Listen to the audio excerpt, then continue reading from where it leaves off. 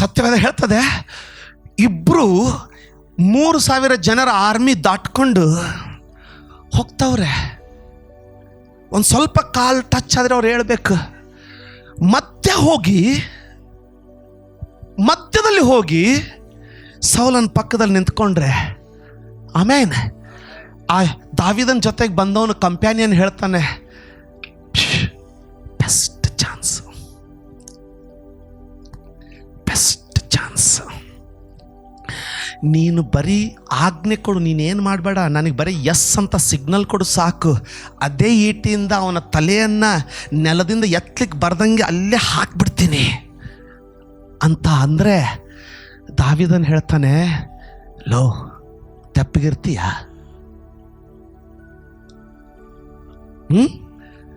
ಕೇಳ್ತಾ ಇದ್ದೀರಾ? ತೆಪ್ಪಗಿರು. ಇವನು ಅಭಿಷಿಕ್ತನು. ಅಲ್ಲಿ ಸುಂದರವಾದ ಒಂದು ಮಾತು ಹೇಳ್ತಾನೆ ದಾವೀದನು. ಇವನು ತನ್ನ ಸ್ವಕಾರ್ಯದ ನಿಮಿತ್ತವಾಗಿ, my Jesus God I tell you, ಇವನು ತನ್ನ ಸ್ವಕಾರ್ಯದ ನಿಮಿತ್ತವಾಗಿ ಯುದ್ಧದಲ್ಲಾಗಲಿ ರೋಗದಲ್ಲಾಗಲಿ ಮಡಿಯುವನು. ಅವನು ಹೇಳ್ತಾ ಇದ್ದಾನೆ, ಯೆಹೋವನು ಇವನನ್ನ ಯುದ್ಧದಲ್ಲೋ ರೋಗದಲ್ಲೋ ತೀರಿಸ್ತಾನೆ. ಅದು ನಮ್ಮ ಕೆಲಸ ಅಲ್ಲ. ಎಷ್ಟು ಜನರಿಗೆ ಆಶೀರ್ವಾದ ಆಗ್ತಾ ಇದೆ? ಅದು ನಮ್ಮ ಕೆಲಸ ಅಲ್ಲ. ಅವನೇನು ಮಾಡ್ತಾ ಇದ್ದಾನೆ, ಯಾವ ಬರ್ಚಿಯ ಮೇಲೆ, ಯಾವ ಬರ್ಚಿ ತಾನೆ, ಯಾವ ಬರ್ಚಿಯ ಮೇಲೆ, ಜಾವ್ಲಿನ್ ಇಸ್ ಬರ್ಚಿ ಅಲ್ಲ, ಬರ್ಚಿ ಮೇಲೆ ಈ ಸೌಲನಿಗೆ ತುಂಬ ಭರವಸೆ ನೋಡಿ. ಉದ್ದನೆ ಕೈ ಸಾಕಿರುವಂಥ ಸೌಲನ ಆ ಬರ್ಚಿಯನ್ನು ಅವನನ್ನು ತಕ್ಕೊಂಡು ಅದನ್ನು ಯೇಸು ಸ್ವಾಮಿ ಹೊಸ ಒಡಂಬಡಿಕೆಯಲ್ಲಿ ಹೇಳ್ತಾ ಇದ್ದಾನೆ. ಏನಂತ ಹೇಳ್ತಾ ಇದ್ದಾನೆ, ಒಬ್ಬನು ಬಲಿಷ್ಠನನ್ನು ಬಂಧಿಸಿ ಆ ಬಲಿಷ್ಠನು ಆತುಕೊಂಡಿರುವ ಸರ್ವಾಯುಧಗಳನ್ನು ಕಿತ್ತುಕೊಂಡ ನಂತರ ಅವನನ್ನು ಸುಲುಕೊಳ್ಳುವನು. ನೀನು ಪ್ರಾರ್ಥನೆ ಮಾಡುವಾಗ ಸೈತಾನನಿಗೆ ಪ್ರಿಯವಾದ ಬರ್ಚಿಗಳನ್ನೇ ಕದ್ಕೊಂಡ್ಬಿಡ್ತೀಯ. ಅವನು ನಂಬಿರುವಂಥ ಬರ್ಚಿಗಳನ್ನೇ ಎತ್ಕೊಂಡು ಬಿಡ್ತೀಯ ನೀನು. ಆದರೆ ದೇವರ ಭಕ್ತರ ಪ್ರಾರ್ಥನೆ ಅಡಿಯಲ್ಲಿ ದೇವರು ಸರಿಯಾದ ಸಮಯಕ್ಕೆ ಆ ಬರ್ಚಿಯನ್ನು ಕಿತ್ತುಕೊಂಡು, ಸೈತಾನ ನಂಬಿದ ಸರ್ವಾಯುಧಗಳನ್ನು, ಆ ನೀರಿನ ತಂಬಿಗೆಯನ್ನು, ಬರ್ಚಿಯನ್ನು ತಕ್ಕೊಂಡು ಸರಾಗವಾಗಿ ದಾಟ್ಕೊಂಡು ಮತ್ತೆ ಅಡವಿ ಸೇರಿದ್ರೆ, ದೇವರ ಬರೆಯುತ್ತಿರುವಂಥ ಪ್ರವಾದಿಯಾದಂಥ ಚರಿತ್ರೆಯನ್ನು, ಈ ಚರಿತ್ರೆಯನ್ನು ಬರಿತಾ ಇರುವಂಥ ಪ್ರವಾದಿಯಾದಂಥ ಸಮುವೇಲನ ಬರಿತಾನೆ. ಏನಂತ ಸುಂದರವಾಗಿ ಬರ್ತಾನೆ, ಸೌಲನ ತಲೆದಿಂಬಿನ ಬಳಿಯಲ್ಲಿದ್ದ ಬರ್ಜಿ ತಂಬಿಗೆಗಳನ್ನು ತೆಗೆದುಕೊಂಡು ಹೋದನು, ಯಾರೂ ಕಾಣಲಿಲ್ಲ, ಯಾರೂ ಕಾಣಲಿಲ್ಲ, ಯಾರಿಗೂ ಗೊತ್ತಾಗಲಿಲ್ಲ, ಯಾರೂ ಎಚ್ಚರವಾಗಲಿಲ್ಲ. 1 ಸಮುವೇಲ 26:12 ಕೇಳಿ, ಯಾರೂ ಎಚ್ಚರವಾಗಲಿಲ್ಲ. ಈಗ ನೋಡಿ ಏನು ಹೇಳ್ತದೆ, ಯಾಕಂದರೆ ಯೆಹೋವನು ಅವರಿಗೆ ಗಾಢ ನಿದ್ರೆಯನ್ನು ಬರಮಾಡಿದ್ದನು. ದಾವೀದನು, ಯಾರು ನನ್ನ ಜೊತೆಗೆ ಹೋಗ್ತೀರಾ ಅಂತ ಕೇಳಿದ್ದೆ ತಡ, ದೇವದ ದೂತರು ಯೆಹೋವನು ತಾನೇ ಆಗಲೇ 3,000 ಜನರ ಬಳಿಗೆ ಬಂದು, ಮಲ್ಕೊಳ್ರಪ್ಪ, ಮಲ್ಕೊಳ್ಳಿ ಅಂತ ಹೆಂಗೆ ಮಲಗಿಸಿದ್ನಂದ್ರೆ, ಅವನ ಸೇವಕ ಬಂದು ಮಧ್ಯದಲ್ಲಿ ಬಂದು ತಂಬಿಗೆಯನ್ನು ತಕ್ಕೊಂಡು ಹೋಗೋವರೆಗೂ ಯಾರಿಗೂ ಅರಿವಿಲ್ಲ.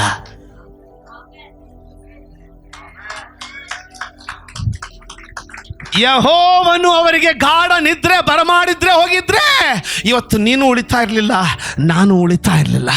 ಇಲ್ಲಿವರೆಗೆ ದೇವರವರನ್ನ ಗಾಢ ನಿದ್ರೆಯಲ್ಲಿಟ್ಟಿರೋದಾಗಿದ್ರೆ ನೀನು ಜಯ ಹೊಂದುವವರೆಗೆ ಗಾಢ ನಿದ್ರೆಯಲ್ಲಿರ್ತಾರೆ, ಭಯ ಪಡಬೇಡ. 3,000 ಜನ, ಒಬ್ಬರಲ್ಲ ಇಬ್ಬರಲ್ಲ, 3,000 ಜನ ಎಣ್ಣೆ ಹೊಡೆದು ಮಲಗವ್ರೆ. ಇವನು ಹಬ್ಬಿಸ್ಕೊಂಡು ಹೋದ. ಮಾರನೇ ದಿನ ಬೆಳಿಗ್ಗೆ ಎದ್ದು ನಿಂತು ಹೇಳ್ತಾನೆ, ಜೋರಾಗಿ. ಸೈನಿಕರು ನೋಡಿದ್ರು, ಸೌಲ ಅರಸರ ದಾವೀದನು ಗುಡ್ಡದ ಮೇಲೆ ಅವನೇ. ಅರಸ ಬಂದ ಮುಂದೆ, ಅವನೇನಾ? ಆಮೇನ್ ಅವನು ಹೇಳ್ತಾ ಇದ್ದಾನೆ, ಅರಸನೇ, ನನ್ನ ಜೊತೆಗಿದ್ದವನು ನನಗೆ ಹೇಳ್ದ ಇವನನ್ನು ತಿವಿದು ಹಾಕೋಣ ಅಂತ. ನಾನು ಅವನಿಗೆ ಹೇಳಿದೆ, ಬೇಡ, ಈಗೋ ನಿನ್ನ ತಂಬಿಕೆ, ಇದೋ ನಿನ್ನ ಬರ್ಚಿ, ಕಾರಣ ನಿನಗೆ ನಂಬಿಕೆ ಬರಬೇಕು. ನಾನು ಬಂದಿದ್ದೆ, ಆಮೇನ್, ನಾನು ಬಂದಿದ್ದೆ, ನಿನಗೆ ನಂಬಿಕೆ ಬರಬೇಕು. ಈಗೋ ಬರ್ಚಿ ಸೌಲ, ದಾವಿದನೇ ನನ್ನ ಮಗನೇ, ಹಂಗೆ ಬಂದ್ಬಿಡ್ತು ಪ್ರೀತಿ, ನನ್ನ ಮಗನೇ ದಯವಿಟ್ಟು ನನ್ನ ಬಳಿಗೆ ತಿರುಗಿ ಬಾ. ದಾವಿದನಂತೆ, ಅಪ್ಪೋ ಸಾಧ್ಯನೇ ಇಲ್ಲಪ್ಪೋ, ನೀನು ಯಾವುದೋ ಒಂದು ಹುಡುಗನ ಕಳಿಸು, ಬರ್ಚಿ ಮತ್ತೆ ತಮ್ಮಿಗೆ ಕೊಟ್ಟು ಕಳಿಸ್ತೀನಿ, ನಾನು ಮಾತ್ರ ಬರಲ್ಲ. 3ನೇ ಸಾರಿ ಗುರಿ ತಪ್ಪಲ್ಲ ನೀನು, 2 ಸಾರಿ ಎಸ್ದಿದ್ದೀಯಾ, ಇನ್ನು ನಾನು ಬರಲ್ಲ. ಈಗ ಒಂದು ಪ್ರಶ್ನೆ,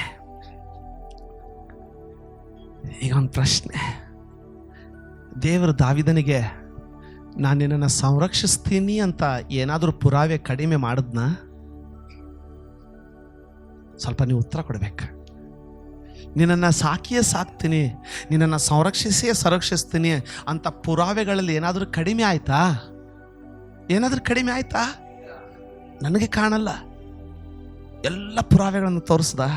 ಆದರೆ ದಾವಿದನು ಈ ಘಟನೆಯ ನಂತರ, ಈ ಬರ್ಚಿ ತಂಬಿಗೆ ಘಟನೆ ನಂತರ, ದಾವಿದನು ತನ್ನ ಮನಸ್ಸಿನಲ್ಲಿ, ನಾನು ಇಲ್ಲಿದ್ದರೆ ಹೇಗೋ ಒಂದು ದಿನ ಸೌಲನ ಕೈಯಿಂದ ಮಡಿಯಲೇಬೇಕು. ಏನಂದ್ಕೊಂಡಂತೆ? ಇನ್ನು ನಾನು ಇಲ್ಲಿದ್ದರೆ ಸೌಲನ ಕೈಯಿಂದ ಒಂದು ದಿನ ಸತ್ತೇ ಹೋಗ್ತೀನಿ ಅಂದ್ಕೊಂಡಂತೆ. ಕೇಳ್ತಾ ಇದ್ದೀರಾ ಅಮ್ಮ? ಕನ್ನಡದಲ್ಲಿ ಓದಮ್ಮ, ಜ್ಞಾನೋಕ್ತಿ 14:12 ಓದಮ್ಮ. ಮನುಷ್ಯ ದೃಷ್ಟಿಗೆ ಸರಳವಾಗಿ ತೋರುವ, ಯೋಗ್ಯ ಅಂತ ಬರ್ದಿಲ್ಲ ನೋಡಿ, ಸುರಕ್ಷಿತವಾದ ಅಂತ ಬರ್ದಿಲ್ಲ ನೋಡಿ, ಮೆಚ್ಚುಗೆಯಾದ ಅಂತ ಬರ್ದಿಲ್ಲ, ಸರಳವಾದ. ನಮಗೆ ಏನಂದ್ರೆ ಎಲ್ಲದರಲ್ಲೂ ಸರಳವಾಗಬೇಕು. ಸರಳವಾದ ಮಾರ್ಗ, ಕಷ್ಟ ಬೇಡ. ಎಷ್ಟು ಜನ ಇದ್ದೀರಾ? ಕಷ್ಟ ಬೇಡ. ಏನಂತ ಹೇಳ್ತದೆ ಜ್ಞಾನೋಕ್ತಿಗಳ ಪುಸ್ತಕ? ಮನುಷ್ಯ ದೃಷ್ಟಿಗೆ ಇಲ್ಲಿ ನೋಡ್ರಿ, ಮನುಷ್ಯನಿಗೆ ಸರಳವಾಗಿ ತೋರುವ ಒಂದು ದಾರಿಯುಂಟು. ಒಳ್ಳೆ ಮನುಷ್ಯ ಅವನು ದಾವಿದ, ಅವನೇನು ಕೆಟ್ಟವನಲ್ಲ. ಆದ್ರೆ ತನ್ನ ಹೆಂಡತಿ, ಆ ಸಮಯಕ್ಕೆ ಅವನಿಗೆ 2 ಹೆಂಡತಿಯರಿದ್ರು, ಮಕ್ಕಳು 600 ಜನರಿಗೆ ಹೆಂಡತಿಯರು, ಮಕ್ಕಳು, ಇವರನ್ನೆಲ್ಲ ಕಟ್ಕೊಂಡು ಅವನಿಗೆ ಸೌಲನಿಂದ ಅಡವಿ ಸುತ್ತಿ ಗವಿ ಸುತ್ತಿ ಆಯಾಸಗೊಂಡ್ಬಿಟ್ಟ. ಕೇಳ್ತಾ ಇದ್ದೀರಾ? ಟಾಡ ಬಿಡ್ತ ಅವನಿಗೆ. ಆ ಆಯಾಸದಲ್ಲಿ, ಆ ಟಯರ್ಡ್ನೆಸ್ ಅಲ್ಲಿ ದೇವರು ಸಂರಕ್ಷಿಸಿದ ರೀತಿಗಳನ್ನ ಮರ್ತ್ಬಿಟ್ಟ. ಸೈತಾನನು ನಿನ್ನನ್ನು ಯಾಕೆ ನಿರಾಶೆಗೊಳಿಸ್ತಾನಂದ್ರೆ, ದೇವರು ಮಾಡಿದಂಥ ಮಹತ್ ಕಾರ್ಯಗಳನ್ನು ನೀನು ಮರ್ತ್ಬಿಡ್ತೀಯ. ಇನ್ನೂ ಇದ್ದೀರಾ ಅಂದ್ಕೊಳ್ತೀನಿ, ತಾಳ್ಮೇಲಿದ್ದೀರಾ ಅಂದ್ಕೊಳ್ತೀನಿ, ಮರ್ತ್ಬಿಟ್ಟ. ಅಯ್ಯ, ಯಾವ ಅರಸ ಗವಿ ಚೆಕ್ ಮಾಡ್ದನೆ ಮಲಗ್ತಾನಯ್ಯ, ನೀನು ಒಳಗಡೆ ಇದ್ರು ಅವನು ಚೆಕ್ ಮಾಡ್ದನೆ ಹೊರಗಡೆ ಮಲ್ಕೊಳ್ಳೋ ರೀತಿಯಲ್ಲಿ ನನ್ನ ಯೆಹೋವನು ಕಾದ್ನಲ್ಲ. ಅಯ್ಯ, ಯಾವ 3,000 ಜನ ಒಬ್ಬರಾದರೂ ಅಡವಿಯಲ್ಲಿ ಮೊಸ್ಕಿಟೋಸ್ ಈಗ ಹುಟ್ಕೊಳ್ಳಿಲ್ಲ. ಹಳೆ ಕಾಲದಲ್ಲಿ ಹೆಚ್ಚಾದ ಮರಣಗಳು ಮಲೇರಿಯಾದಿಂದಲೇ ಆಗ್ತಾ ಇತ್ತು. ಅಂತ ಕಾಲದಲ್ಲಿ ಒಂದು ಮೊಸ್ಕಿಟೋ ಕಡಿದ್ರೆ ಎದ್ದೇಳುವಂತ ಸೈನಿಕ ನೀನು ಮಧ್ಯದಲ್ಲಿ ಬಂದು ಆತನ ಬರ್ಚಿ ತಂಬಿಗೆ ತಗೊಂಡು ಹೋಗುವವರೆಗೂ ಯೆಹೋವನ ಗಾಢ ನಿದ್ರೆ ಅವನ ಮೇಲೆ ಬಂದಿರುವುದಾಗಿದ್ರೆ ಕಾಯ್ತಾನೆ. ಸನ್ನಿವೇಶದ ನಿಮಿತ್ತವಾಗಿ ಓಡೋಗ್ಬೇಡ, ಸನ್ನಿವೇಶದ ನಿಮಿತ್ತವಾಗಿ ಆಯಾಸಗೊಳ್ಳಬೇಡ. ಸ್ವಲ್ಪ ನಿಂತ್ಕೋ. ಇಲ್ಲಿವರೆಗೂ ಕಾದಂತ ದೇವರು ನಿನಗೆ ವಾಗ್ದಾನ ಮಾಡಿ ಕೊಟ್ಟಂತ ಪಟ್ಟವನ್ನ ಕಟ್ಟೋವರೆಗೂ ನಿಂತ್ಕೋ. ಸಭಾಪಾಲಕರುಗಳು ಒಂದು ವೇಳೆ ಇದನ್ನು ನೋಡ್ತಾ ಇರುವುದಾಗಿದ್ರೆ ನಾನು ನಿಮಗೆ ಉತ್ತೇಜಿಸ್ತೇನೆ, ಯೇಸುವಿನ ಹೆಸರಿನಲ್ಲಿ ನಿಮ್ಮ ಸ್ಥಾನದಲ್ಲಿ ನಿಂತ್ಕೊಳ್ಳಿ. ಬಿಟ್ಟು ಕೊಡಬೇಡಿ, ಪಟ್ಟಣದಿಂದ ಪಟ್ಟಣಕ್ಕೆ ಓಡೋಗ್ಬೇಡಿ. ಯಾಕಂದ್ರೆ ಸರ್ವಶಕ್ತನಾದಂತ ನಮ್ಮ ಕರ್ತನು ನಿನ್ನನ್ನು ಪಟ್ಟಣಕ್ಕೆ ನಾನು ನಿನ್ನನ್ನು ಉಪಯೋಗಿಸ್ತೀನಿ ಎಂಬುದಾಗಿ ತಂದಿರುವುದಾಗಿದ್ರೆ, ಆ ದಾವೀದನ ಕುಮಾರನು, ಆ ದಾವೀದನ ಅರಸನು ನಿಮ್ಮನ್ನು ಸಾಕ್ತಾನೆ, ಸಲುತ್ತಾನೆ, ನಿಮ್ಮನ್ನು ನಿಲ್ಲಿಸ್ತಾನೆ. ಆದ್ರೆ ಸನ್ನಿವೇಶದ ನಿಮಿತ್ತವಾಗಿ ನಿರ್ಧಾರ ಮಾಡಬೇಡಿ, ಸನ್ನಿವೇಶದ ನಿಮಿತ್ತವಾಗಿ ಓಡೋಗ್ಬಿಡಬೇಡಿ. ದಾವೀದನು ತನ್ನ ಮನಸ್ಸಿನಲ್ಲಿ, ಕೇಳ್ತಾ ಇದ್ದೀರಾ, ನಾನು ಇಲ್ಲಿದ್ದರೆ ಹೇಗೋ ಒಂದು ದಿನ ಸೌಲನ ಕೈಯಿಂದ ಸಾಯಲೇಬೇಕು. ಇದು ಸತ್ಯನಾ? ಇದು ಸತ್ಯನಾ? ಸಾಧ್ಯವೇ ಇಲ್ಲ. ಇಲ್ಲಿವರೆಗೆ ಕಾಯ್ದ ದೇವರು ಮುಂದೆಯೂ ನಿನ್ನನ್ನು ಕಾಯ್ತಾನೆ. ಆದದ್ರಿಂದ ಫಿಲಿಸ್ಟಿಯರ ದೇಶಕ್ಕೆ, ಏನಂತೆ, ಫಿಲಿಸ್ಟಿಯರ ದೇಶಕ್ಕೆ ಹೋಗಿ ತಪ್ಪಿಸಿಕೊಳ್ಳೋದೇ ಉತ್ತಮ. ಆಮೇಲೆ ಸೌಲನು ಇಸ್ರಾಯೇಲ್ ಪ್ರಾಂತ್ಯಗಳಲ್ಲಿ ನನ್ನನ್ನು ಹುಡುಕದೆ ಬಿಟ್ಟು ಬಿಡುವನು, ನಾನು ಅವರ ಕೈಯಿಂದ ತಪ್ಪಿಸಿಕೊಂಡಿರುವೆನು ಅಂದುಕೊಂಡು ತನ್ನ 600 ಮಂದಿ ಸೈನಿಕರೊಡನೆ ಗತ್ ಊರಿನ ಅರಸನು ಮಾವೋಕನ ಮಗನಾದ ಆಕೀಷನ ಬಳಿಗೆ ಹೋದನು. ಯಾರೀ ಫಿಲಿಸ್ಟಿಯರು? ಹೊಸದಾಗಿ ಸೌಲನ ಬಳಿಗೆ ನೌಕರಿಗೆ ಬಂದಾಗ ಆಮೇನ್ ಇವನು ಬಾರಿಸೋದು ನೋಡಿ ಇವನು ಫುಲ್ ಫಿದಾ. ಗಿಟಾರ್ ಬಾರಿಸೋದು ನೋಡಿ ಇವನು ಹೇಳಿದ, ಯಾರ ಮಗನ ಹಿಡ್ಕೊಂಬಂದಿರಾ?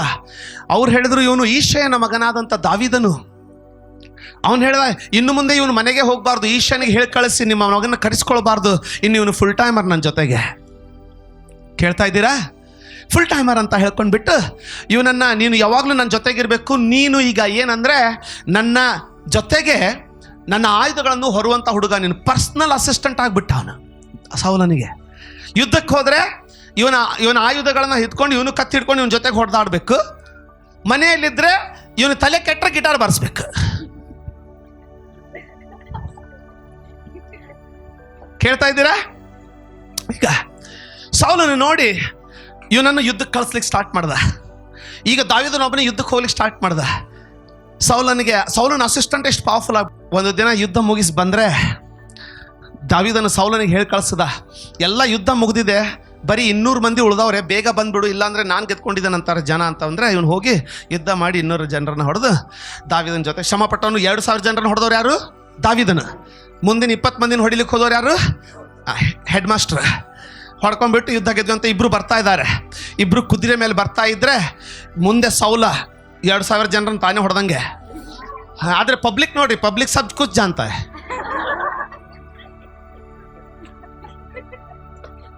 ಇದು 4000 ವರ್ಷದಿಂದನೂ ಸತ್ಯನೇ ಆಗಿತ್ತು. ಮೇಲಿಂದ ಬಿಲ್ಡಿಂಗ್ ಮೇಲಿಂದ ಈ ಯಹೂದ್ಯರ ಇಸ್ರಾಯೇಲರ ಕನ್ನಿಕೆಯರು ಹೂವು ಹಾಕ್ತಾ ಇದ್ದಾರೆ, ಹಾಡ್ತಾ ಇದ್ದಾರೆ. ಏನಂತ ಹಾಡ್ತಾ ಇದ್ದಾರೆ? ಸೌಲನು ತನ್ನ 1000 ಜನರನ್ನ ಕೊಂದ, ದಾವೀದನು ತನ್ನ 10,000 ಜನರನ್ನ ಕೊಂದ. ಎಲ್ಲ ಗೊತ್ತು ಅವ್ರಿಗೆ. ಇವನು ಲಾಸ್ಟಿಗೆ ಬಿರು ತಗೊಳಕ್ ಹೋಗೋಣ ಅಂತ ಗೊತ್ತು. ಆದರೆ ಸೌಲನ ದೆವ್ವ ಮತ್ತೆ ಬಂದ್ಬಿಡ್ತು, ಹೊಟ್ಟೆ ಉರಿ ಸ್ಟಾರ್ಟ್ ಆಯ್ತು. ಆಮೇಲೆ ಯಾರೀ ದಾವಿದ? ಇದೇ ಫಿಲಿಸ್ಟಿಯರನ್ನ ರಂಡ ತುಂಡವಾಗಿ ಕೊಂದು ಸೌಲನಿಗೆ ಹೆಗ್ಗಳಿಕೆಯನ್ನು, ಇಸ್ರಾಯೇಲರಲ್ಲಿ ಹೂವಿನ ಹಾರಗಳನ್ನು ಹಾಕ್ಕೊಂಡವನು. ಪರಿಸ್ಥಿತಿಯ ಹೆಂಗೆ ಬಂತ ಇದನ್ನು, ಒಳ್ಳೆ ಮನುಷ್ಯ ಅವನು, ಇಸ್ರಾಯೇಲರನ್ನ ಪ್ರೀತಿಸೋನು, ಅವನು ಯೆಹೋವನನ್ನು ಪ್ರೀತಿಸೋನು. ಆದರೆ ಸನ್ನಿವೇಶ ಹೇಗೆ ಬಂತು ನೋಡಿ. ಅವನು ಹೇಳ್ತಾ ಇದ್ದಾನೆ, ಯಾವ ಫಿಲಿಸ್ಟಿಯರ ಗೋಲಾಯತನ ಯಾರು? ಅದೇ ಫಿಲಿಸ್ಟಿಯನ. ಗೋಲಾಯತನ ತಲೆಯನ್ನೇ ಕಡ್ದು ಹಾಕ್ದವನು ಈಗೇನಂತ ಇದ್ದಾನೆ, ಆ ಪರಿಸ್ಥಿತಿಗೆ ಬೆಂಡಾಗಿ ಓಡಿ ಓಡಿ ಸಾಕಾಗಿ ಏನು ಹೇಳ್ತಾ ಇದ್ದಾನೆ, ಇನ್ನು ಇಲ್ಲಿದ್ದರೆ ನಾನು ಬದುಕಲ್ಲ, ಸುಳ್ಳು. ಎರಡನೇದು, ಇನ್ನು ನನ್ನಿಂದ ಆಗಲ್ಲ, ನಾವು ಫಿಲಿಸ್ಟಿಯರ್ಗೆ ಬಳಿಗೆ ಹೋಗ್ಬಿಡೋಣ ಅಂತ ಹೇಳಿ ಫಿಲಿಸ್ಟಿಯರ ದೇಶದ ಕೊನೆ ಒಂದು ಊರಾಗಿರುವಂಥ ಗತ್ತೂರು. ಈ ಗತ್ತೂರು ಯಾವುದಂದರೆ ಎಲ್ಲ ದಾನವರು, ಅಂದರೆ ಈ ಗೋಲಾಯತನ ಸಂಬಂಧಿಕರೆಲ್ಲ ಇದೇ ಊರಿಂದ ಬಂದವರು. ಗತ್ತೂರಲ್ಲಿ ಹೋಗಿ ವಾಸ ಮಾಡಿ ಸ್ವಲ್ಪ ದಿನ ಆದಮೇಲೆ ಅರಸನಿಗೆ ಹೇಳ್ತಾನೆ, ಆಕೀಷನಿಗೆ ಹೋಗಿ, ನಾನು ನಿನ್ನ ಜೊತೆಗೆ ರಾಜಧಾನಿಯಲ್ಲಿ ಯಾಕಿರೋದು, ನಾನು ಎಷ್ಟರವನು, ನನಗೊಂದು ಊರು ಕೊಟ್ಬಿಡು ಅಂತ ಹೇಳಿದರೆ, ಒಂದು ಹಳ್ಳಿ ಕೊಟ್ಬಿಡು. ಕನ್ನಡ ಬೈಬಲಲ್ಲಿ ಹಳ್ಳಿ ಅಂತ ಬರ್ತದೆ, ಒಂದು ಹಳ್ಳಿಯನ್ನು ನನಗೆ ಕೊಡು ಅಂತ ಹೇಳಿದರೆ, ಆಕೀಷನು ಅವನನ್ನು ನೋಡ್ದ, ಒಳ್ಳೆ ಲಾಟ್ರಿ ಹತ್ತೈತೆ ನನಗೆ. ಇವನೇ ಅಲ್ಲ, ಇವನ ಬಗ್ಗೆನೇ ಅಲ್ಲ ಅವ್ರು ಹಾಡಿದ್ದು. ಸೌಲನು ತನ್ನ 1000 ಫಿಲಿಸ್ಟಿಯರನ್ನು, ದಾವೀದನು ತನ್ನ 10,000 ಫಿಲಿಸ್ಟಿಯರನ್ನು ಕೊಂದು ಹಾಕ್ದಂತ ಇವನ ಬಗ್ಗೆನೇ ಬರ್ದಿದ್ದು ತಾನೆ. ಇವನನ್ನು ಇಟ್ಕೊಳ್ಳೋಣ, ಕೆಲಸಕ್ಕೆ ಬರ್ತಾವನೆ, ನಾಳೆ ಇವನು ಯೂಸ್ ಆಗ್ತಾನೆ ಅಂತ ಅವನಿಗೊಂದು ಹಳ್ಳಿ ಕೊಟ್ಟ. ಅದರ ಹೆಸರು ಜಿಕ್ಲಾಗ್ ಅಂತ. ಇವನು ಜಿಕ್ಲಾಗ್ ಪ್ರಾಂತಕ್ಕೆ ಹೋಗಿ ತನ್ನ 600 ಜನರ ಜೊತೆಗೆ ಸೆಟ್ಲ್ ಆದ, ಉಳ್ಕೊಂಡ. ಆಮೇನ್ ಈಗ ಊಟಕ್ಕೆ ಬೇಕಲ್ಲ, ಸೊ ದೇವ್ರ ವಾಕ್ಯ ಹೇಳ್ತದೆ, ಇವನು ತನ್ನ 600 ಜನರ ಸಿಪಾಯಿಗಳನ್ನು ತಗೊಂಡು ಹೋಗಿ ಅಮಾಲೇಕ್ಯರನ್ನ, ಕಿರುಬಿಯರನ್ನ, ಬೇರೆ ಬೇರೆ ಅಮಾಲೇಕ್ಯರನ್ನ ಮತ್ತು ಬೇರೆಯವರನ್ನ ಊರಿನ ಹೊರಗಿರುವಂಥ ಹಳ್ಳಿಗಳ ಮೇಲೆ ದಾಳಿ ಮಾಡಿ ಸುಲ್ಕೊಂಡು ಬರೋನಂತೆ. ಇವನು ಊರಿಗೆ ಬಂದ ನಂತರ ಇವನಿಗೆ ಗೊತ್ತಿತ್ತು, ಯಾರಿಗೆ? ಆಕೀಷನಿಗೆ, ಇವನು ಹೆಂಗೆ ಬದುಕ್ತಾ ಇದ್ದಾನಂತ. ಇವನು ಬಂದ ತಕ್ಷಣ ಏನಪ್ಪ ಇವತ್ತೆಲ್ಲ ಹೋಗಿ ಬಂದೆ ಅಂದರೆ ಏನಂತ ಹೇಳ್ತಾ ಇದ್ದಂತೆ, ಇವತ್ತು ನಾನು ಯೂದಾ ಕುಲದ ಯೂದಾ ಸೀಮೆಯ ಕೊನೆ ಹಳ್ಳಿಗಳಾದಂಥ ಯಹೂದ್ಯರನ್ನು ಲೂಟ್ ಮಾಡ್ಕೊಂಡು ಬಂದೆ ಅಂತ. ಯಾರವ್ರು ಯಹೂದ್ಯರು? ಇವನು ಪ್ರೀತಿಸಿದಂಥ ಇಸ್ರಾಯೇಲ್. ಅವ್ರನ್ನ ಮುಟ್ಲಿಲ್ಲ, ಇವನು ಅವ್ರನ್ನ ಕಿರುಬಳ್ಳಿಂದಲೂ ಮುಟ್ಲಿಲ್ಲ. ಇವನೆಲ್ಲಾದರೂ ನನ್ನನ್ನು ಇನ್ನೂ ಇಸ್ರಾಯೇಲ್ರ ಜೊತೆಗೆ ಇವನು ಮನಸ್ಸಿದೆ ಅಂತ ತಿಳ್ಕೊಂಡಾನು ಅಂದ್ಕೊಂಡ್ಬಿಟ್ಟು ಒಂದು ಗೇಮ್ ಆಡ್ದ. ಕೇಳ್ತಾ ಇದ್ದೀರಾ? ಒಂದು ಗೇಮ್ ಆಡ್ದ. ಏನು ಹೇಳ್ತಾ ಇದ್ದಾನೆ? ಸುಲ್ಕೊಂಡಿದ್ದ ಯಾರನ್ನ? ಅಮಾಲೇಕ್ಯರನ್ನ. ಆಕೀಷನಿಗೆ ಹೇಳ್ತಾ ಇರೋದೇನು? ಯಹೂದ್ಯರನ್ನ ಸುಲ್ಕೊಂಡು ಬಂದೆ ಅಂತ. ಆಕೀಷನಿಗೆ ಖುಷಿನೋ ಖುಷಿ. ಯಾಕೆ? ಫಿಲಿಸ್ಟಿಯರಿಗೆ ಯಹೂದ್ಯರು ವೈರಿಗಳು. ಈಗ ಯಹೂದ್ಯರನ್ನೇ ಒಬ್ಬ ಪೋರ ಯಹೂದ್ರನ್ನೇ ಲೂಟ್ ಮಾಡ್ಕೊಂಡು ಇವ್ನ ಮನೆಗೆ ಬಂದು, ನಾನು 10 ಬೆಳ್ಳಿ ಸಿಕ್ಕಿದೆ, 5 ಅರಸನ್ನೇ ನೀನು ಇಟ್ಕೋ, 5 ನಾನು ಇಟ್ಕೊಳ್ತೀನಿ, ನಿನ್ನ ದೇಶದಲ್ಲಿ ಇರ್ಲಿಕ್ಕೆ ಬಿಟ್ಟಿದ್ಯಾ ಅಂತ ಹೇಳ್ಕೊಂಡ್ಬಿಟ್ರೆ ಅರಸನಿಗೆ ಖುಷಿನೋ ಖುಷಿ. ಹೆಂಗೈತೆ ಎಲ್ಲೋ ಯಹೂದ್ಯರೇ, ಹೆಂಗೈತೆ ನಿಮ್ಮವನ್ನೇ ಇಟ್ಕೊಂಡು ನಿಮ್ಮನ್ನೇ ಹೊಡಿತಾ ಇದ್ದೀನಿ ಅಂತ ಇವನು ಅನ್ಕೊಳ್ತಾ ಇದ್ದಾನೆ. ಆದರೆ ದೇವ್ರ ವಾಕ್ಯ ಹೇಳ್ತದೆ, ಇವರು ಅಮಾಲೇಕ್ಯರ ಹಳ್ಳಿಗಳನ್ನು ಯಾವ ರೀತಿ ಹೊಡಿತಾ ಇದ್ರಂದ್ರೆ, ಅವರಲ್ಲಿ ಒಬ್ಬರಾದರೂ ಸುದ್ದಿ ತಂದು ಇವರನ್ನು ಮುಟ್ಟಿಸ್ದಂಗೆ ಹೆಣ್ಣು ಮಕ್ಕಳು ಗಂಡು ಮಕ್ಕಳಂದ್ರೆ ಎಲ್ಲರನ್ನೂ ಸಂಹರಿಸ್ಬಿಡ್ತಾ ಇದ್ದಂತೆ ದಾವೀದನ. ಒಬ್ಬರನ್ನು ಉಳಿಸ್ತಾ ಇರಲಿಲ್ಲಂತೆ. ಕೇಳ್ತಾ ಇದ್ದೀರಾ? ಆಕೀಷನಿಗೆ ಸುದ್ದಿನೇ ಮುಟ್ಟಿಲ್ಲ. ಅವನು ಆ ದೇಶದಲ್ಲಿ ವಾಸವಾಗಿದ್ದು 1 ವರ್ಷ 4 ತಿಂಗಳು. ಈ 1 ವರ್ಷ 4 ತಿಂಗಳು ಇದನ್ನೇ ಮಾಡ್ತಾ ಇದ್ನಂತೆ.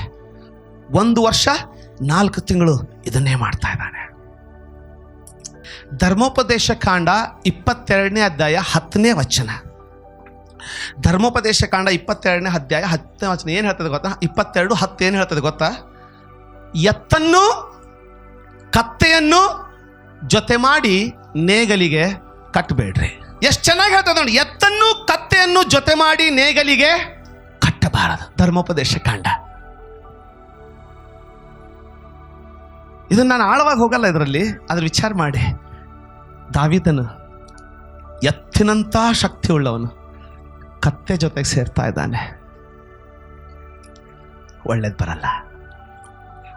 ಒಂದು ದಿನ ದೇವ್ರ ವಾಕ್ಯ ಹೇಳ್ತದೆ, ಫಿಲಿಸ್ಟಿಯರ ಪ್ರಭುಗಳೆಲ್ಲರೂ ಅಂದರೆ ಫಿಲಿಸ್ಟಿಯರ ಅರಸುಗಳು ಅಂದರೆ ಬೇರೆ ಬೇರೆ ರಾಜ್ಯದ ಎಲ್ಲ ಫಿಲಿಸ್ಟಿಯ ಅರಸುಗಳು ಕೂಡ್ಕೊಂಡು ಇಸ್ರಾಯೇಲ್ ಮೇಲೆ ದಾಳಿ ಮಾಡಿದ್ರಂತೆ. ಮನುಷ್ಯನಿಗೆ ಸರಳವಾಗಿ ಕಾಣುವ ಮಾರ್ಗ ಉಂಟು, ಆದರೆ ಕೊನೆಗೆ ಅದು ನಡೆಸೋದು ಮರಣಕ್ಕೆ. Amen. Every right way is not necessary is a godly way, but every godly way will surely be right way. ಎಲ್ಲ ಸರಿಯಾಗಿ ಕಂಡು ಬರುವಂಥ ಮಾರ್ಗ ದೈವಿಕವಾದ ಮಾರ್ಗವಾಗಿರ್ಬೇಕಂತೇನಿಲ್ಲ. ಆದರೆ ಎಲ್ಲ ದೈವಿಕವಾದ ಮಾರ್ಗ ಗ್ಯಾರಂಟಿ ಪರಿಪೂರ್ಣವಾದ ಮಾರ್ಗ ಆಗಿರ್ತದೆ. ತಪ್ಪದೆ ಪರಿಪೂರ್ಣವಾದ ಮಾರ್ಗ ಆಗಿರ್ತದೆ. ಆ ಕಾಲದಲ್ಲಿ ಫಿಲಿಸ್ಟಿಯರು ಇಸ್ರಾಯೇಲರೊಂದಿಗೆ ಯುದ್ಧ ಮಾಡುವುದಕ್ಕೆ ಸೈನ್ಯವನ್ನು ಕೂಡಿಸತೊಡಗಿದರು. ದಾವೀದನ ದಿನ ಬಂತು. ನೀನು ನಿನ್ನ ಜನರು. ಆಗ ಆಕೀಷನು ದಾವೀದನಿಗೆ, ಈಗ ಬಂದು ನೋಡ್ರಿ, ಆಕೀಷನು ಇಷ್ಟು ವರ್ಷ ಅವನನ್ನು ಇಟ್ಕೊಂಡಿದ್ದಾನೆ. ಆಗ ಆಕೀಷನು, ಅರಸನಾದ ಆಕೀಷನು ದಾವೀದನಿಗೆ, ನೀನು ನಿನ್ನ ಜನರು ಯುದ್ಧಕ್ಕೆ ನನ್ನ ಜೊತೆಯಲ್ಲೇ ಬರಬೇಕೆಂದು ಗೊತ್ತಿದೆ ತಾನೇ ಅಂತ ಕೇಳಿದ್ನಂತೆ. ದಾವೀದನ್ನ ಕರೆದ. ದಾವೀದ ಓಡ್ ಬಂದ. Yes sir. ಇವನು ಹೇಳ್ತಾನೆ, ಅಯ್ಯ ಯುದ್ಧಕ್ಕೆ ಕೂಡ್ತಾ ಇದ್ದಾರೆ ಗೊತ್ತು ತಾನೆ? ಗೊತ್ತಯ್ಯ. ನೀನು ನಿನ್ನ 600 ಜನರು ನನ್ನ ಜೊತೆಯಲ್ಲೇ ಯುದ್ಧಕ್ಕೆ ಬರ್ಬೇಕನ್ನೋದು ಗೊತ್ತಾನೆ? ಯಾರಿಗ ವಿರುದ್ಧ? ಸ್ವಲ್ಪ ವರ್ಷದ ಹಿಂದೆ ಅದೇ ಇಸ್ರಾಯೇಲರನ್ನ ಈ ಫಿಲಿಸ್ಟಿಯರು ಹೀಯಾಳಿಸುವಾಗ ಅವನು ನಿಂತುಕೊಂಡು ಈ ಸೇನಾ ಜೀವ ಸ್ವರೂಪನಾದಂತ ಯೆಹೋವನ ಸೈನ್ಯವನ್ನ ಹೀಯಾಳಿಸುವುದಕ್ಕೆ ಸುನ್ನತಿ ಇಲ್ಲದ ಇವನು ಎಷ್ಟರವನು ಅಂದಂತ ಅದೇ ಜನ ಈಗ ಇವನು ಆ ಸರಳ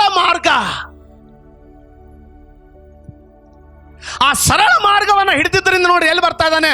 ಸ್ವಂತ ಅಣ್ಣ ತಮ್ಮಂದಿರ ವಿರುದ್ಧ ಯಾವುದನ್ನ ನೀನು ದೇವರ ವಿರುದ್ಧವಾಗಿ ಮಾಡಬಾರದು ಎಂಬುದಾಗಿ ನಿರ್ಧರಿಸಿದ್ದೀಯೋ ಅದನ್ನ ನಿನ್ನ ಕೈಯಿಂದ ಮಾಡಿಸ್ಲೇಬೇಕಂತ ಸೈತಾನನು ಶತ ಪ್ರಯತ್ನ ಪಡ್ತಾನೆ. ದಾವೀದನು ಏನಂತ ಅವನನ್ನ ನಾನು ಮುಟ್ಟಲ್ಲ.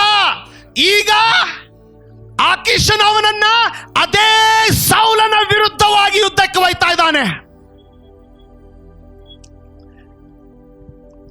ಎಷ್ಟು ಜನರಿಗೆ ಅರ್ಥ ಆಗ್ತಾ ಇದೆ ಇದು? ಇವನ ಮುಂದೆ ಅಭಿಷಿಕ್ತನು ಇವನ ಕೈಯಲ್ಲಿ ಯೆಹೋವನು ಕೈಯಲ್ಲಿ ಕೊಟ್ಟಾಗ ಅವನನ್ನು ಬಿಟ್ಟವನೇ. ಈಗ ಸೈತಾನನು ಅವನನ್ನ ಎದುರಿಗೆ ತಂದು ನಿಲ್ಲಿಸವನೇ. ಒಂದು ಸರಳ ಮಾರ್ಗ ಸ್ವೀಕರಿಸಿದ್ರಿಂದ, ಯಾವ ಸೌಲನ್ನು ನಾನು ಮುಟ್ಟಬಾರ್ದಂತ ನಿರ್ಧಾರ ಮಾಡಿದ್ನೋ ಇವತ್ತು ಅವನ ಸೌಲನ ವಿರುದ್ಧವಾಗಿ ವೈರಿ ಬಂದು ನಿಲ್ಲಿಸವನೆ. ಸೈತಾನನಿಗೆ ಯಾವುದು ಪ್ರಾಣ ಪ್ರಿಯ ಅಂದರೆ, ನೀನು ಕರ್ತನ ವಿರುದ್ಧವಾಗಿ ಯಾವುದನ್ನು ಮಾಡಬಾರ್ದಂತ ನಿರ್ಧಾರ ಮಾಡಿರ್ತಿ ನೋಡು, ನೀನು ಒಂದು ಸರಳ ಮಾರ್ಗವನ್ನು ಆರಿಸ್ಕೊಳ್ಳೋದಾಗಿದ್ದರೆ ಸೈತಾನ ಅಲ್ಲಿಗೆ ತಂದು ಮುಟ್ಟಿಸ್ಲಿಕ್ಕೆ ನೋಡ್ತಾನೆ. ಹೆಂಗಾದ್ರೂ ಮಾಡಿ ನಿನ್ನ ಕೈಯಿಂದ ಅದನ್ನೇ ಮಾಡ್ಬೇಕು. ಆಗ ಅಲ್ಲಿನ ದಾವೀದನಿಗೆ ಮರ್ಯಾದೆ ಪ್ರಶ್ನೆ ಏನು ಹೇಳ್ತಾನೆ ನೋಡಿ. ಹೌದು, ನಿನ್ನ ದಾಸನ ಸಾಹಸ ನಿನಗೆ ಗೊತ್ತಾಗುವುದು ಅಂದನು. ಯಾರು ಇವನು? ಇಸ್ರಾಯೇಲರ ವಿರುದ್ಧ ಹೋಗ್ಲಿಕ್ಕೆ. ಹೌದು, ಇವತ್ತು ನಾನು ನಿನಗೆ ನನ್ನ ಸಾಹಸ ತೋರಿಸ್ತೀನಿ ಅಂತ ಯಾರ ಮೇಲೆ ಹೇಳ್ತಾ ಇದ್ದಾನೆ? ಕುರಿಮರಿಗಳು ಅಂತ ಜನರನ್ನ ಇವನು ಕಡಿತಾನ? ಅಭಿಷಿಕ್ತನು ಅಂತ ಬಿಟ್ಟವನ್ನ ಇವನು ಕಡಿತಾನ? ಆದ್ರೆ ಹೇಳ್ಕೊಳ್ಳಿಕ್ಕೆ ಏನ್ ಹೇಳ್ತಾ ಇದ್ದಾನೆ? ಹೌದು, ಗೊತ್ತು, ನಾನು ಬರ್ತೀನಿ ನಿನ್ ಜೊತೆಗೆ ಯುದ್ಧಕ್ಕೆ ಅಂದ್ರೆ ಇನ್ನೊಂದು ಮಾತಿನಲ್ಲಿ ಅವ್ರನ್ನ ಮುಗಿಸೇ ಬಿಡ್ತೀನಿ. ಯಾರನ್ನ ಮುಗಿಸ್ತಾನೆ ಇವನು? ಅಯ್ಯ, ದೇವ್ರ ಮುಂದೆ ಇಸ್ರಾಯೇಲರನ್ನ, ದೇವರೇ ಇಸ್ರಾಯೇಲರ ಕುರಿಗಳಯ್ಯ, ಅವ್ರನ್ನೇ ಕೊಲ್ತೀಯ, ನನ್ನ ತಪ್ಪಾಗೈತೆ, ನನ್ನನ್ನು ಕೊಲ್ಲಂದವನು ಇವನು. ಈಗ ತನ್ನ ಸ್ವಂತ ಕೈಯಾರಿಂದ ಅವ್ನು ಕೊಲ್ತಾನ? ಆಮೇಲೆ ಹೊರಟ ಅವನ ಜೊತೆಗೆ ಹೋಗಿ ಬಿಟ್ಟ.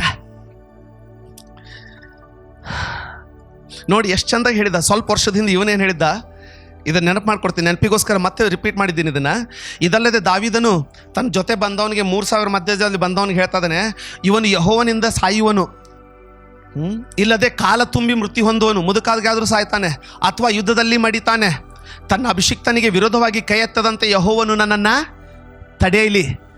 ತನ್ನ ಅಭಿಷಿಕ್ತನ ವಿರುದ್ಧವಾಗಿ ಕೈ ಎತ್ತದಂತೆ ಯೆಹೋವನು ನನ್ನನ್ನು ತಡೆಯಲಿ. ಈಗ ಬಂದಿರುವಂಥ ಪರಿಸ್ಥಿತಿ, ಅಭಿಷಿಕ್ತನ ವಿರುದ್ಧವಾಗಿ ಕೈ ಎತ್ತಬೇಕಾಗಿದೆ. ದೇವರ ವಾಕ್ಯ ಹೇಳ್ತದೆ, ಆತನ ತನ್ನ 600 ಜನರನ್ನು ತಗೊಂಡು ಆಕೀಷನ ಸೈನ್ಯದೊಡನೆ ಹಿಂದೂ ಭಾಗದಲ್ಲಿ ನಿಂತ್ಕೊಂಡಿದ್ದಾನೆ. ಫಿಲಿಸ್ಟಿಯರ ಪ್ರಭುಗಳು ಅಂದರೆ ಆ ಗವರ್ನರ್ಸ್, ಆ ಪ್ರದೇಶವನ್ನು ರೂಲ್ ಮಾಡೋರು 100 ಜನ ಆಗಿ ಸೂಪರ್ವೈಸ್ ಮಾಡ್ಕೊಂಡು ಬರ್ತಾ ಇದ್ದಾರೆ. ಎಲ್ಲರೂ ನೋಡ್ತಾ ಬರ್ತಾ ಇದ್ದಾರೆ. ಅಲ್ಲಿ ಬಂದು ಇವನು ಆಕೀಷನ ಕೇಳ್ತಾರೆ, ಈ ಇಬ್ರಿಯರು ಇಲ್ಲೇನು ಮಾಡ್ತಾ ಇದ್ದಾರೆ? ಆಕೀಷನ್ ಹೇಳ್ತಾನೆ, ಇವನು ದಾವೀದ, ಅವನು 1.5 ವರ್ಷ ಆಯ್ತು ಈಗ ನನ್ನ ಜೊತೆ ಬಂದು. ಇವನು ಬಂದ ದಿನದಿಂದ, ಬಂದ ವರ್ಷಗಳಿಂದ ಇಲ್ಲಿವರೆಗೆ ಅವನಲ್ಲಿ ಯಾವ ದ್ರೋಹವು ನನಗೆ ಕಾಣಲಿಲ್ಲ. ಆಕೀಷನ್ ಹೇಳ್ತಾ ಇದ್ದಾನೆ, ನನ್ನ ಜೊತೆಗೆ ಯುದ್ಧಕ್ಕೆ ಬರ್ತೀನಯ್ಯ, ಬರೋದಷ್ಟೇ ಅಲ್ಲ, ನನ್ನ ಸಾಹಸ ತೋರಿಸ್ಲಿಕ್ಕೆ ಒಂದು ಅಪರ್ಚುನಿಟಿ ಸಿಕ್ತು, ಸಾಹಸ ತೋರಿಸ್ತೀನಿ ಅಂದ.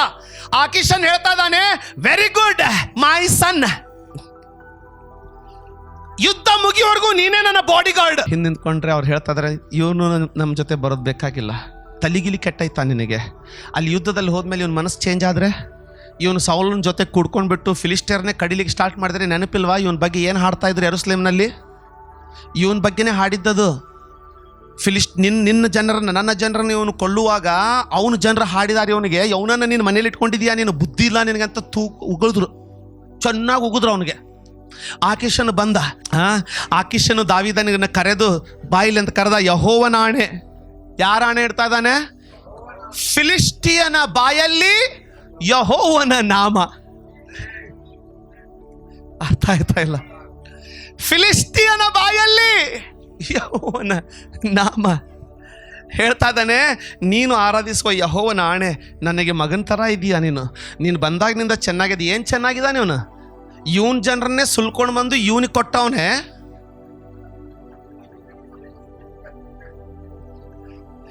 ಏನಂತ ಸುಳ್ಳು ಹೇಳವನೇ? ಯಹೂದ್ಯರನ್ನ ಸುಳ್ದೇನಂತ ಸುಳ್ಳು ಹೇಳವನೆ. ಇವನು ಇದು ಯಹೂದ್ಯರ ಬಟ್ಟೆ ಅಂತ ಹಾಕೊಂಡು ಮೆರೆದವನೆ. ಪಕ್ಕದಲ್ಲಿರುವಂಥ ಅಮಾಲೇಕರ ಬಟ್ಟೆ ಅದು.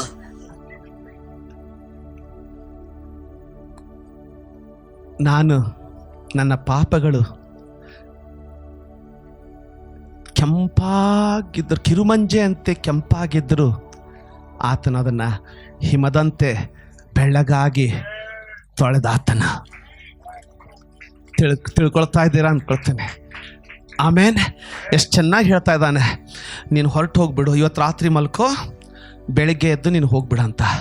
ಬೆಳಿಗ್ಗೆ ಎದ್ದ ಇವನು ಒಳಗಡೆ ಅಷ್ಟೇ ಸಾಕಾಗಿತ್ತು ಇವನಿಗೆ. ಮನೆಗೆ ಬಂದು ನೋಡ್ತಾನೆ, ಜಿಕ್ಲಾಗ್ ಮುಟ್ಟೋದ್ರೊಳಗಡೆ ಯಾರಾದರೂ ಓದಿದ್ದೀರಾ? ಜಿಕ್ಲಾಗ್ ಬಂದು ನೋಡಿದ್ರೆ ಜಿಕ್ಲಾಗ್ನಿಂದ ಹೊಗೆ ಆಡ್ತಾ ಇದೆ. ಹತ್ತಿರ ಬಂದು ನೋಡಿದ್ರೆ ಯಾವ ಹಳ್ಳಿ ನೆನಪಿದೆ ತಾನೆ? ಜಿಕ್ಲಾಗ್ನಲ್ಲಿದ್ದವನು ಅಮಾಲ್ಯಕರು ಯಾರನ್ನು ಸುಲ್ಕೊಳ್ತಾ ಇದ್ದ ನೋಡಿ, ಅವರೆಲ್ಲ ಕುಡ್ಕೊಂಬಂದ್ಬಿಟ್ಟು ಇವನು ಇಲ್ಲಿ 3 ದಿನ ಹೋದಾಗ ಇವನು ಮನೆ ಮುಟ್ಲಿಕ್ಕೆ 3 ದಿನ ಆಯಿತು. ಇವನು 3 ದಿನ ಮನೆ ಮುಟ್ಟೋದ್ರೊಳಗಡೆ ಅವರು ಬಂದ್ಬಿಟ್ಟು ಇಡೀ ಜಿಕ್ಲಾಗನ್ನು ಲೂಟಿ ಮಾಡಿಕೊಂಡು ಇವನ ಹೆಂಡತಿ 600 ಜನರ ಹೆಂಡತಿ ಮಕ್ಕಳು ಎಲ್ಲರನ್ನ ತಗೊಂಡು ಇಡೀ ಊರನ್ನು ಕೊಳ್ಳೆ ಹೊಡೆದು ಓಡೋಗ್ಬಿಟ್ಟವ್ರೆ. ಆಮೇಲೆ ಇವನು ಅವ್ರ ಹಳ್ಳಿಗಳ ಮೇಲೆ ದಾಳಿ ಮಾಡಿದಾಗ ಏನು ಮಾಡ್ತಾ ಇದ್ದ? ಅವರಲ್ಲಿ ಒಬ್ರು ಉಳಿದು ಆಕೀಷನಿಗೆ ಸುದ್ದಿ ಮುಟ್ಟಿಸಬಾರ್ದಂತ ಎಲ್ಲರನ್ನು ಕೊಂದು ಹಾಕ್ತಾ ಇದ್ದ ತಾನೆ? ನೆನಪಿದೆಯಾ? ನಾನು ಹೇಳಿದ್ನಲ್ಲ, ಅವ್ರನ್ನ ಕೊಂದು ಹಾಕ್ತಾ ಇದ್ದ ತಾನೆ? ಆದ್ರೆ ಇಲ್ಲಿ ನೋಡಿ ಏನು ಹೇಳ್ತದೆ, ಆದರೆ ನೋಡಿ ಹಾಳು ಮಾಡಿ ಅದರಲ್ಲಿದ್ದ ಎಲ್ಲ ಹೆಂಗಸರನ್ನು ಚಿಕ್ಕವರನ್ನು ದೊಡ್ಡವರನ್ನು ಸೆರೆ ಹಿಡಿದುಕೊಂಡು ಹೋಗಿದ್ದರು, ಆದರೆ ಯಾರನ್ನೂ ಕೊಂದಿರಲಿಲ್ಲ. ಅಂದ್ರೆ ಅಮಾಲೇಕ್ಯರು ಒಳ್ಳೆಯವರಾಗಿದ್ರು ಅಂದ್ಕೊಳ್ತೀರಾ? ಇಲ್ಲ. ಇವನು ಅಡವಿಯಲ್ಲಿ ಸೌಲನಿಂದ ಓಡಿ ಹೋಗ್ತಾ ಇದ್ದಾಗ ಗವಿಯಲ್ಲಿಯೂ ಬಯಲಲ್ಲಿಯೂ ಅಡವಿಯಲ್ಲಿಯೂ ಇವನನ್ನ ಸಂರಕ್ಷಿಸಿದಂತ ಯೆಹೋವನು ಆ ಅಮಾಲೇಕ್ಯರಿಗೆ ಹಲ್ಲಿಗೆ ಹಲ್ಲು ಕಣ್ಣಿಗೆ ಕಣ್ಣು ಅನ್ನುವಂಥ ಅಮಾಲೇಕ್ಯರಿಗೆ ಇವನ ಒಬ್ಬರಾದರೂ ವ್ಯಕ್ತಿಗಳ ಜೀವವನ್ನು ತೆಗೆಯದಂತೆ ಯೆಹೋವನವರ ಮನಸ್ಸುಗಳನ್ನು ಮಂಕು ಮಾಡಿಬಿಟ್ಟ. ಜ್ಞಾನದಿಂದಲ್ಲ, ಪರಾಕ್ರಮದಿಂದಲ್ಲ, ವಿವೇಕದಿಂದಲೂ ಅಲ್ಲ, ಆದರೆ ನನ್ನ ಆತ್ಮನಿಂದಲೇ ಎಂಬುದು ಯೆಹೋವನ ನುಡಿ. ಒಬ್ಬರನ್ನು ಕೊಂದಿರಲಿಲ್ಲಂತೆ ಅವರು, ಒಬ್ಬರನ್ನು ಕೊಂದಿರಲಿಲ್ವಂತೆ. ನಾನು ಹೇಳ್ತೀನಿ ನಿಮಗೆ, ಚಿಂತೆ ಮಾಡಬೇಡ, ಕಡೆಗುಂದ ಬೇಡ, ತಪ್ಪಾಯ್ತಂತ ಎದೆ ಬಡಿದುಕೊಳ್ಳಿಕ್ಕೂ ಹೋಗಬೇಡ. ಯೆಹೋವನು ನಿನ್ನ ತಪ್ಪುಗಳನ್ನು ಕ್ಷಮಿಸ್ತಾನೆ. ಅದರ ನಿಮಿತ್ತವಾಗಿ ನಿನಗೆ ಕೇಡಾಗ್ತದಂತ ಹೇಳೋದು ಸುಳ್ಳು ಬೋಧನೆ. ಆದರೆ ನೀನು ಪ್ರೀತಿಸುವಂತ ಕರ್ತನು ಅವರನ್ನು ಒಬ್ಬರು ಉಳಿಸಲಾರ್ದಂಗೆ ನೀನು ಕೊಂದು ಹಾಕಿದ್ರು. ದೇವರು ಇವನ ಸಂಪತ್ತನ್ನು ಒಂದು ಮುಟ್ಲಿಕ್ಕೆ ಎಲ್ಲರೂ ಜೀವಂತವಾಗಿದ್ದರಂತೆ. ಇವನು ಅಲ್ಲಿ ವಾಕ್ಯ ಬರ್ತದೆ, ಎಲ್ಲರೂ ಇವನು ಕಲ್ಲೊಗಿಬೇಕಂತ ಕಾಯ್ದಿರುವಾಗ ಅಲ್ಲಿ ಹೇಳ್ತದೆ, ಅಲ್ಲಿ ಆ ವಾಕ್ಯ ಬರೀತದೆ, ದಾವೀದನು ತನ್ನನ್ನು ಯೆಹೋವನಲ್ಲಿ ಬಲಪಡಿಸಿಕೊಂಡನು.